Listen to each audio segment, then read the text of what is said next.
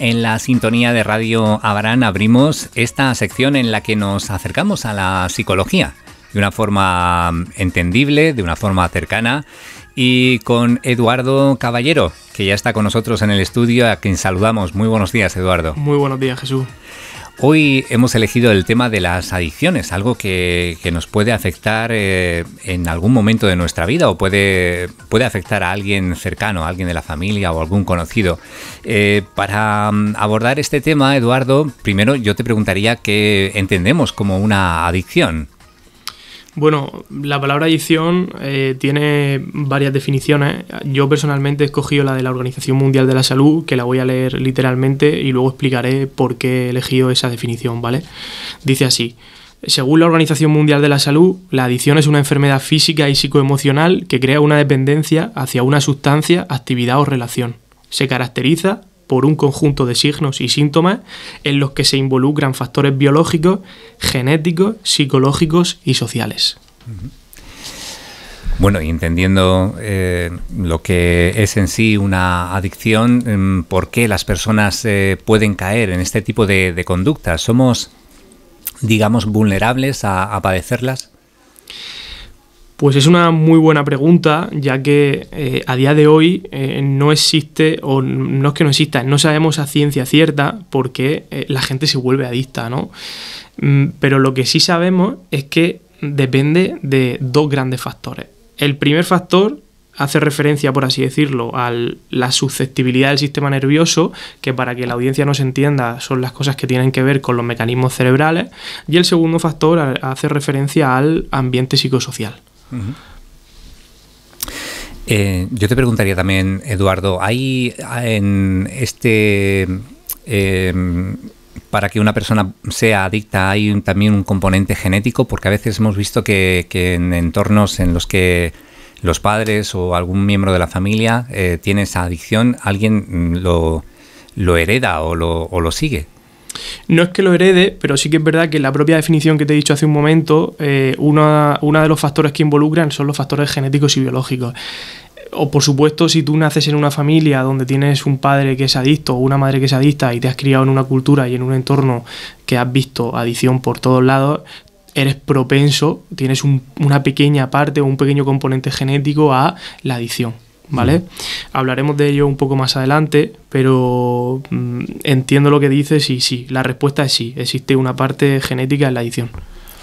Y otra pregunta que me surge, porque hay adicciones que quizás se pueden entender que sucedan cuando es una droga que se administra al cuerpo, o cuando, por ejemplo, el tabaco o el alcohol, porque produce un efecto químico, ¿no? Pero hay otras adicciones que quizás son menos entendibles, ¿no? Porque no hay algo que altere de alguna manera tu química corporal. ¿Eso cómo se puede entender?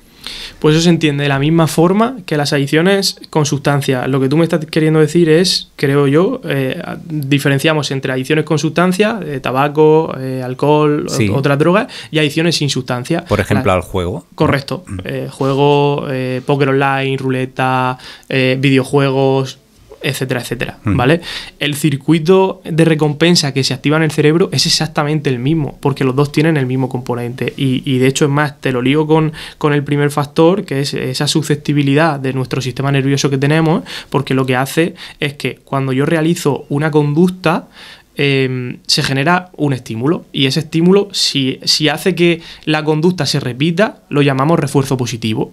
Entonces, un refuerzo positivo lo que hace es que inconscientemente en el cerebro, cuando hago una actividad, se segrega unos neurotransmisores que se llaman dopamina, que son los encargados de generarme placer. Si a mí me gusta, la probabilidad que tengo de repetir esa conducta es muy alta. Por lo tanto, voy a activar lo que se llama un pequeño circuito de recompensa. Eso es una primera parte a nivel cerebral. Ahora lo voy a enfocar, evidentemente, hablaremos un poco del contexto y del entorno que influye en las adicciones.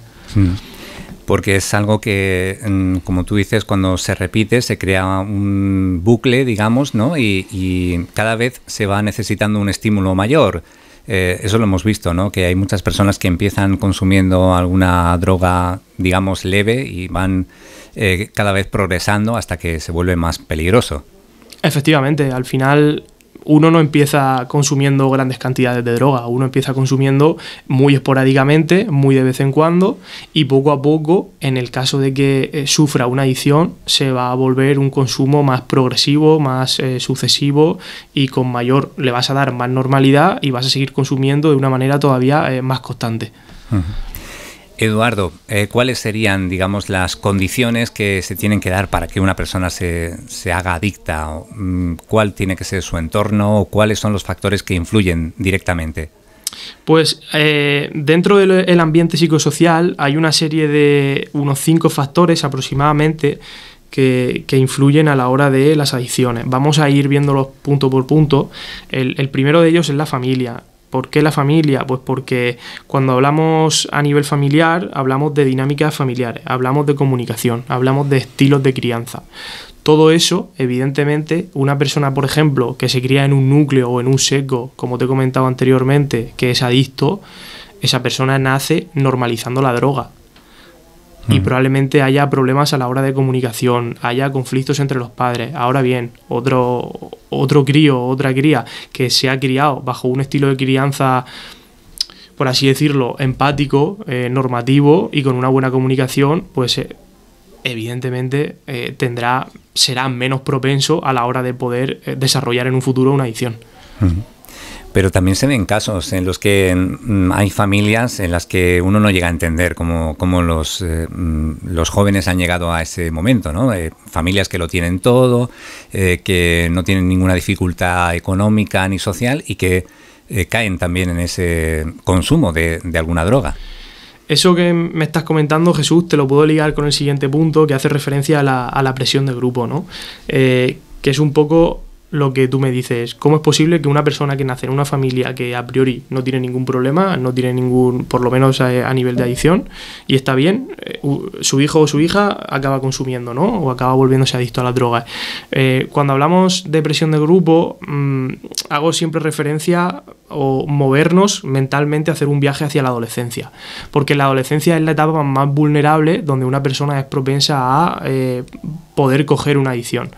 Si tú te fijas, durante esa etapa es lo que se llama la pertenencia al grupo, ¿no? Sí. ¿Qué tengo que hacer yo? La pregunta es, ¿qué tengo que hacer yo para integrarme en ese grupo? Pues si en ese grupo, que son mis compañeros y me gusta ser parte del grupo, visten todos con unos pantalones vaqueros, con una chupa de cuero y fuman todos y beben los fines de semana, yo tengo que hacer exactamente lo mismo para que ellos sientan que yo soy parte de ese grupo. Yeah. Y así es como realmente se empieza. Porque claro, ¿qué tengo que hacer? ¿Fumar y beber? Pues vale, me compro un paquete de tabaco y bebo alcohol los fines de semana con mis amigos. Y entonces ya ellos sienten que yo soy uno más del grupo. Ya. ¿Y hay algún factor más que nos pueda influir? Tenemos también la exposición social a las drogas, que esto es un problema social realmente, porque cuando hablamos de exposición social me refiero al acceso y a la disponibilidad de las drogas. Hoy en día en la sociedad es muy fácil conseguir alcohol, o sea, te vas a un supermercado o te vas a un chino, compras una botella de alcohol y ya tienes acceso a cualquier tipo de bebida alcohólica, y con el tabaco ocurre exactamente lo mismo. Luego, por suerte, sí que es verdad que hay otras drogas que son, por supuesto, mucho más potentes, pero que es un poco más de difícil acceso. Pero aún así, es fácil la disponibilidad y el acceso hoy en día de las drogas. Las adicciones son algo que se aprende, digamos, no es algo con lo que nace el ser humano, sino que lo ve y lo imita de alguna manera, ¿no?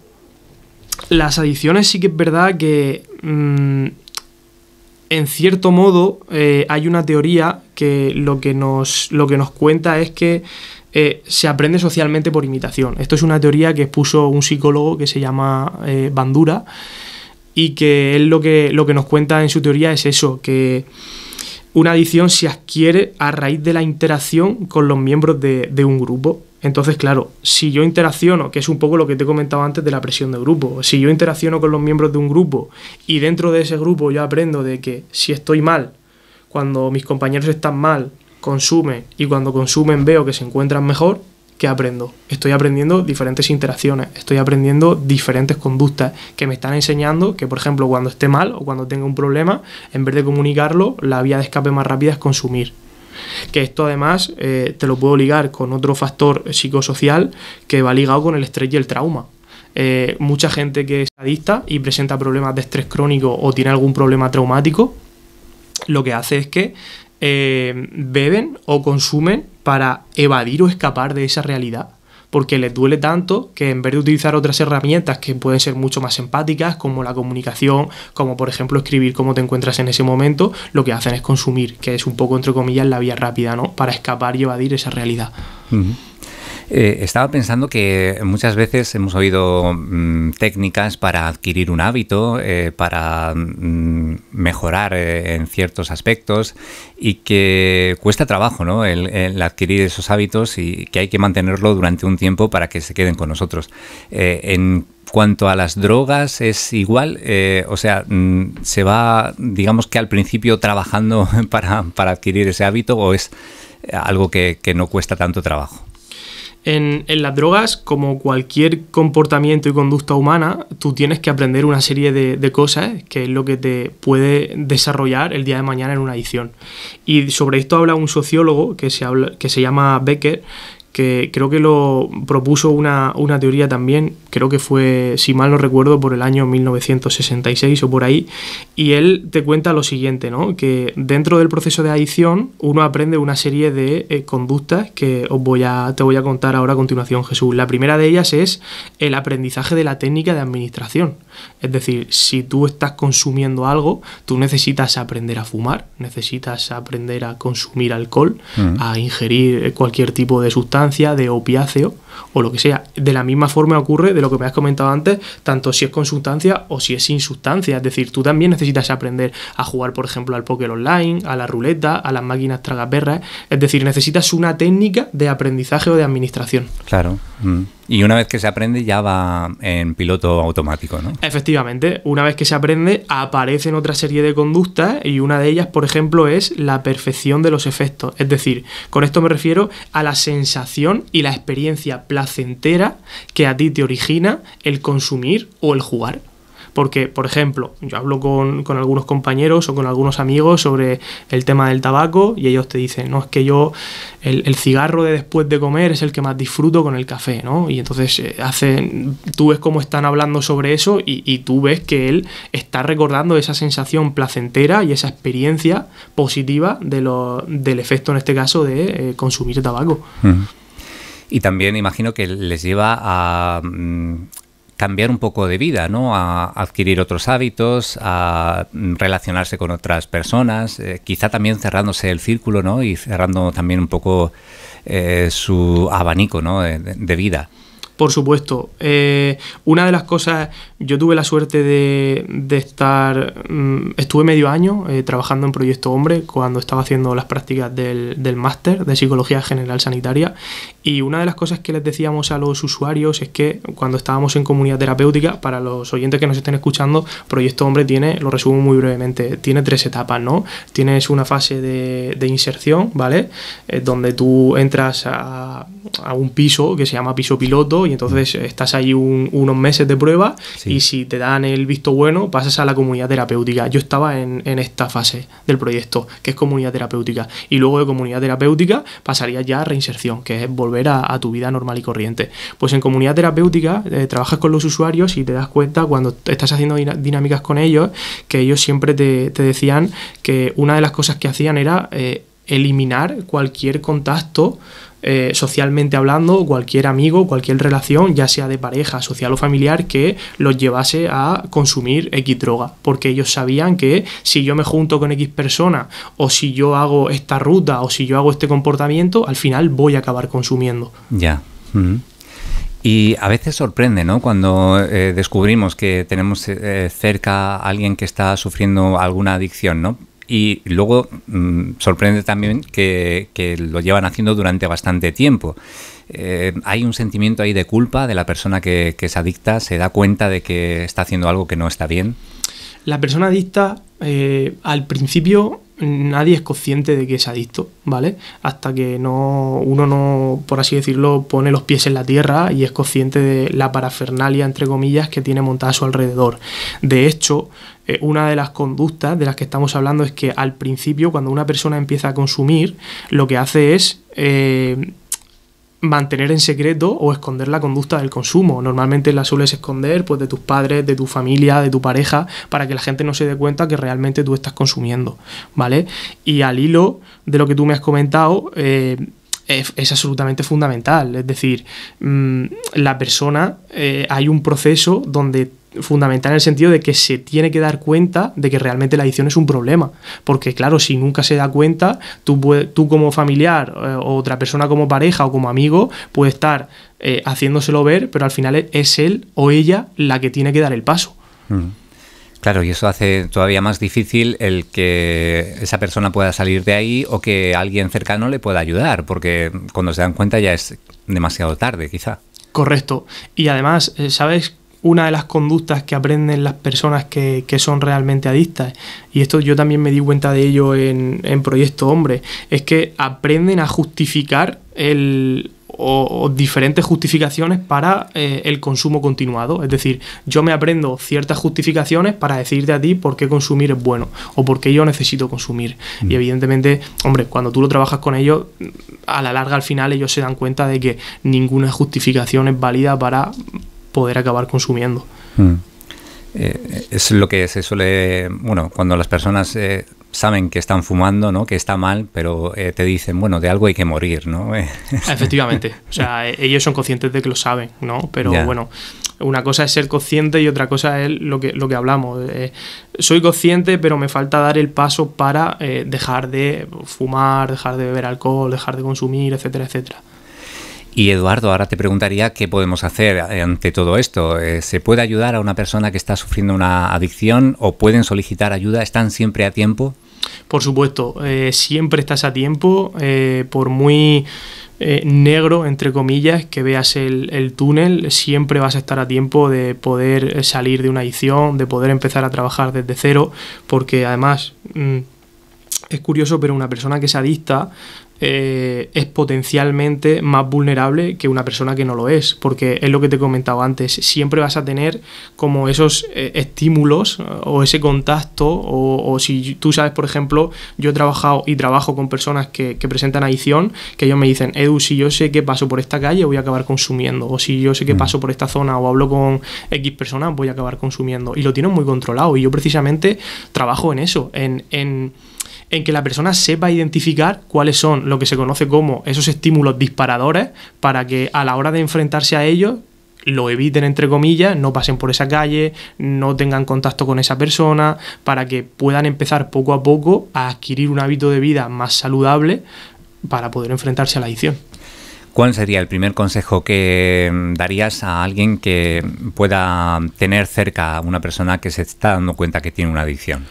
El primer consejo que yo daría, sin ninguna duda, es que al principio, por mucho que cueste, lo comunique abiertamente a sus familiares, porque hay gente que me ha dicho que ni siquiera lo ha comunicado, y dos, que ya de por sí empiece a evitar cuáles son aquellas personas o aquellos contactos que le originan que acabe consumiendo. Bueno, Eduardo, te agradecemos hoy que nos hayas traído este tema porque seguro que hay muchos oyentes que puedan estar de alguna manera afectados directa o indirectamente por las adicciones y esperamos que les sirva de ayuda. En cualquier caso, ya saben que pueden contactar contigo también, ¿no? ¿Cómo pueden hacerlo? Pues pueden hacerlo llamando al número de teléfono del trabajo mío, que es el 687-279-787, poniéndose en contacto conmigo a través de redes sociales, de Instagram, educpsicólogo, @educpsicólogo, o mandando un correo a eduardocaballeropsicólogo@gmail.com. Cualquiera de esas tres vías, bienvenido. Muy bien, pues muchas gracias por haber estado hoy con nosotros en esta sección. Te emplazamos a una próxima cita aquí en la radio. Ya saben que estamos aquí los jueves de forma quincenal en la sintonía de Radio Abarán. Eduardo, hasta la próxima. Hasta la próxima y muchísimas gracias. Gracias a ti.